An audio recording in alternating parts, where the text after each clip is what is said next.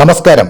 പഹൽഗാമിൽ 26 സാധാരണക്കാരെ ഭീകരവാദികൾ കൊലപ്പെടുത്തിയതിന്, സ്ത്രീകളുടെ സിന്ദൂരം മായ്ച്ചതിന് ഓപ്പറേഷൻ സിന്ദൂർ എന്ന പേരിൽ തന്നെ ഇന്ത്യൻ സൈന്യം ഓപ്പറേഷൻ നടത്തി 9 ഭീകരവാദ കേന്ദ്രങ്ങൾ തകർത്ത് തരിപ്പണമാക്കിയിരിക്കുകയാണ്.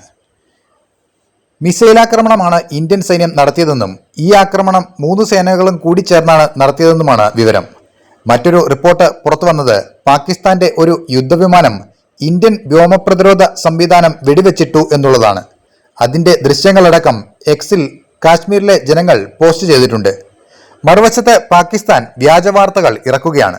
ഇന്ത്യയുടെ യുദ്ധവിമാനങ്ങൾ വെടിവെച്ചിട്ടു എന്ന് പാകിസ്ഥാൻ പറയുന്നുണ്ട്.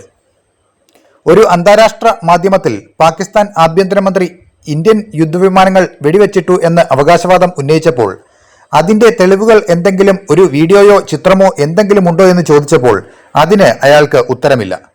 പാകിസ്ഥാൻ ഇറക്കുന്ന ഒരു വാർത്തയും നമ്മൾ വിശ്വസിക്കരുത് എന്ന് വീണ്ടും പറയുകയാണ്. ഭീകരവാദികൾ അവിടെ ഇല്ലെന്ന് ഇപ്പോഴും പറയുന്ന രാജ്യമാണ് പാകിസ്ഥാൻ. ഇനി വരുന്ന മണിക്കൂറുകളിലും നമ്മൾ ശ്രദ്ധിക്കേണ്ട ഒരു കാര്യമാണ് പാകിസ്ഥാനിൽ നിന്ന് വരുന്ന വാർത്തകൾ വിശ്വസിക്കാതിരിക്കുക എന്നുള്ളത്. പാകിസ്ഥാൻ പല നെറേറ്റീവുകളും പ്രോപ്പഗണ്ടകളും സൃഷ്ടിക്കും. അതിലൊന്നും വീഴാതിരിക്കുക എന്നുള്ളതും നമ്മുടെ ഒരു കർത്തവ്യമാണ്. രാവിലെ നമ്മുടെ സേനയുടെ പത്രസമ്മേളനം ഉണ്ടാവാനാണ് സാധ്യത. അതിൽ കൃത്യമായി നടന്ന കാര്യങ്ങൾ ഇന്ത്യൻ സൈന്യം തന്നെ നമ്മളോട് പറയും. ഏതായാലും വലിയൊരു തിരിച്ചടിയാണ് ഇന്ത്യൻ സൈന്യം നൽകിയത്.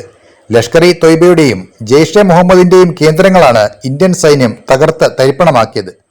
നമ്മുടെ സുരക്ഷയ്ക്ക് വേണ്ടി, നമ്മുടെ ആത്മാഭിമാനത്തിനേറ്റ മുറിവിന് തിരിച്ചടി നൽകി ശക്തമായി പ്രവർത്തിക്കുന്ന ഇന്ത്യൻ സൈന്യത്തിന് ബിഗ് സല്യൂട്ട്. അതേപോലെ പോരാടുന്ന ഇന്ത്യൻ സൈനികർക്ക് വേണ്ടി നമുക്ക് പ്രാർത്ഥിക്കാം. ജയ് ഹിന്ദ്.